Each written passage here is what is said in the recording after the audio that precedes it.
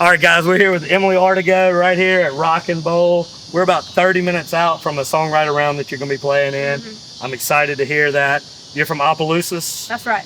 Not far? What? Not far, 30 minutes down the road. That's right. Yeah. So you live in Nashville now. That's right. And you're writing and singing, performing, and all of that good stuff. Totally. How is that going? How's Nashville treating you? It's going good. 4 years in, I feel like I'm really starting to find the crew. I'm starting to find like who are the folks I really gel with, really mesh with, and trying to write good songs every day, better than I did the day before, right? So it's just one step at a time. It's a marathon, not a sprint. So just trying to keep my head up. Yeah, I say that all the time. I like that. What got you started in music, and what does Louisiana's culture have like as far as influence on your music? Well, I grew up in the church, and that was probably the first setting and the first atmosphere I really started to plant my feet and think, oh wow, I could start doing music in this kind of setting and do it well.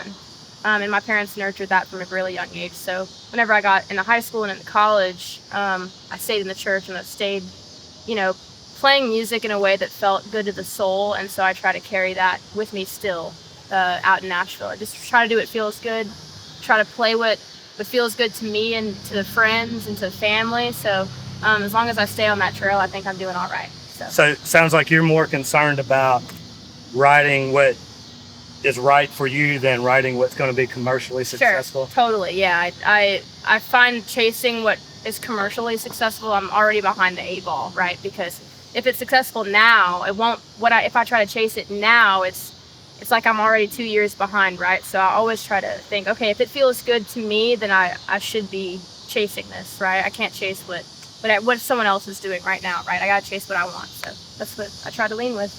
There's a lot of wisdom in that because people don't realize, you're 2 years behind. Yeah. If you're chasing now. Totally. Tell me a little bit about your songwriting style. I haven't heard you yet. Okay. So I'm looking forward to hearing you. Yeah, it'd be great. So tell me and the audience a little bit about your songwriting style.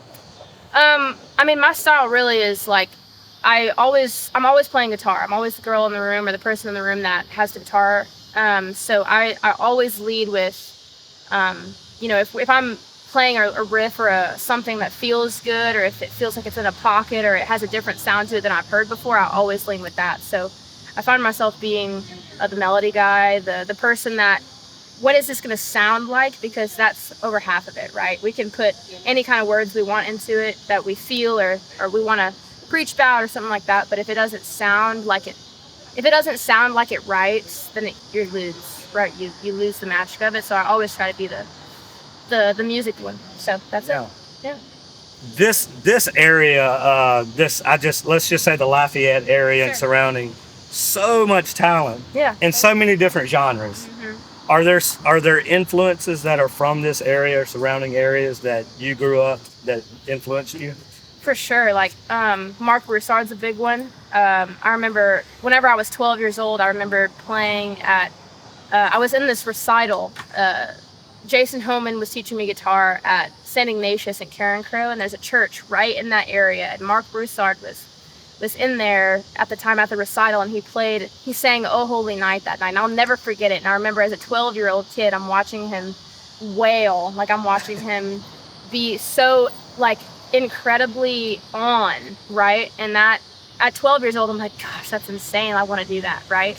So that's a moment I can remember of him being that way. And of course, Kylie Fry, because Kylie and I grew up 10 minutes from each other. She's from Opelousas, I'm from Opelousas. We had the same vocal coach growing up.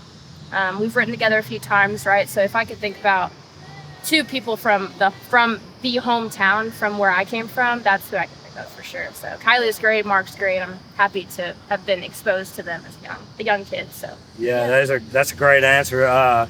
If Mark could ever just learn how to sing, that's the only problem. I think he could have a really good career if he could just learn how to sing. Totally, yeah. That's the one. Yeah, totally, yeah. Yeah. So before we get you out of here, tell our audience how they can find you and support you and follow you and all of that good stuff. So on Instagram, it's just my name, Emily Ortego, Emilyortego, just like that. And it's like that on all socials. So I try to be kind of funny on my Instagram. So if that's appetizing to you, I try to be as real as possible. Motorcycle man. Motorcycle, hell yeah. That's a sick bike. I try to be as real as possible, and that's like how I lead in all areas of my life, especially my music. So that's what I do. Last question. What's something about you as a human being that you want our audience to know?